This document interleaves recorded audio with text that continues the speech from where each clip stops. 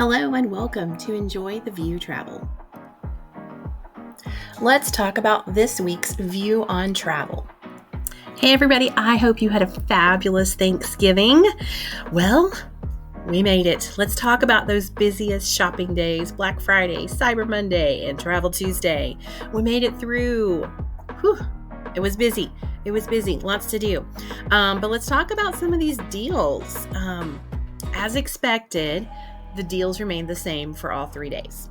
However, they were dropping deals way before Black Friday. And so you could go ahead and shop early, which is great. Because, a lot of families and friends, they have, traditions of going out and shopping together on Black Friday. And then they have, their shopping traditions for shopping online to support their online places of business on Cyber Monday. So we could book travel even before Travel Tuesday, which is great. It just means also that, you have flexibility.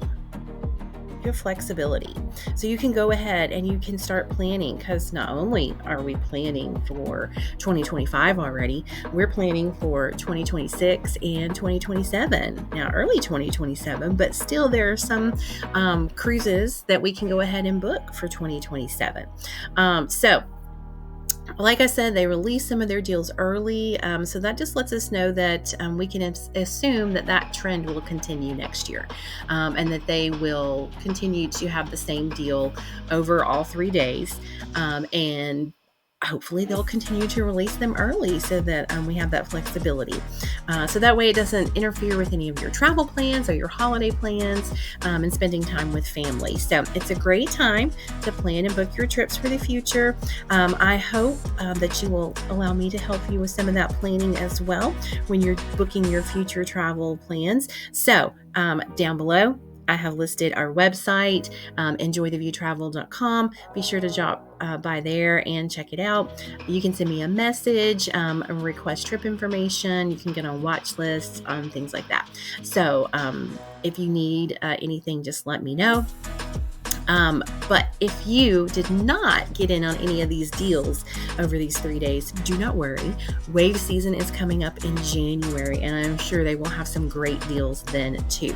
But one thing I will tell you is that they had some really great reduced deposits over these 3 days. So there were some really good reduced deposits. Some $99 a person.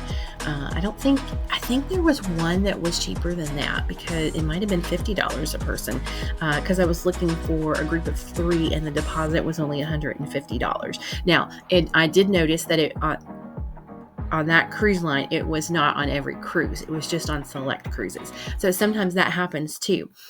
So you just have to, kind of look around and everything. So make sure you get on my watch list, and I can do that for you, because I check what is on my watch list. I check weekly. So any questions, let me know.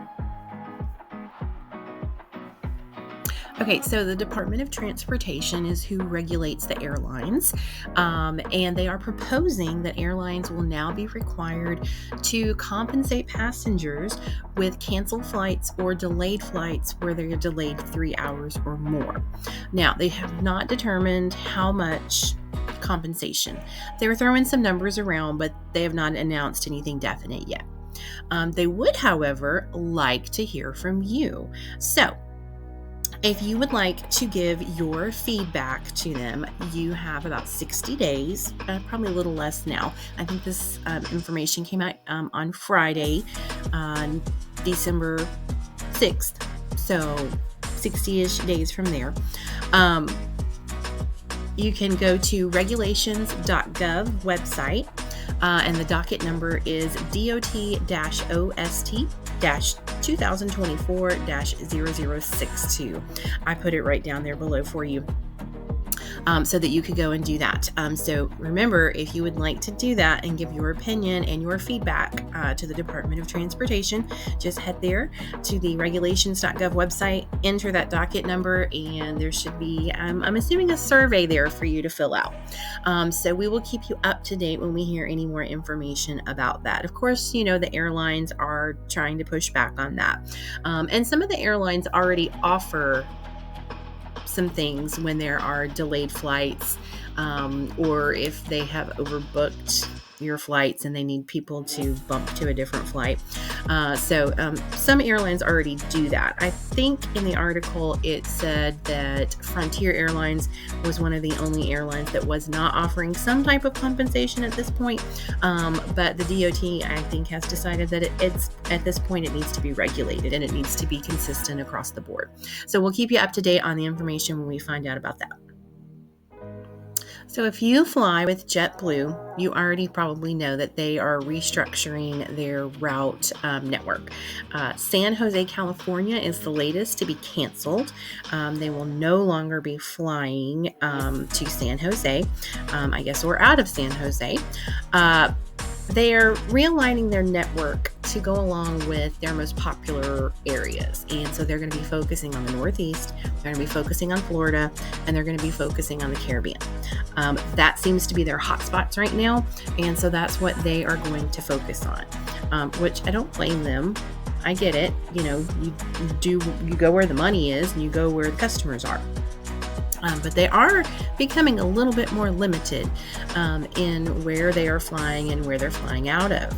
So just in the past year, if you're not familiar with JetBlue, they have canceled 50 routes and 15 destinations that they are no longer flying to. So that's a lot within a year for an airline to cancel. So they are planning to announce in the coming weeks what their restructuring plan continues to look like, where they will be adding more flights. So if you do fly with JetBlue, pay attention and we will let you know when that happens. So it appears that last week, Carnival increased its prices on its Cheers drink package. They did it quietly. There was no notice. It was just done. Nothing was said about it. So it now costs you, if you are sailing on Carnival, $82.54 per day per person for the Cheers beverage package or program. The drink package does include the 18% gratuity, so that will be extra. But yeah, just a little heads up, if you do cruise on Carnival, that there is a bit of a price increase for you on the drink package. Okay, so we are going to wrap up this week with our cruise tip of the week. You can see my little sign over there to the side, and it says, you do the math. You didn't know we were going to be doing math today, huh?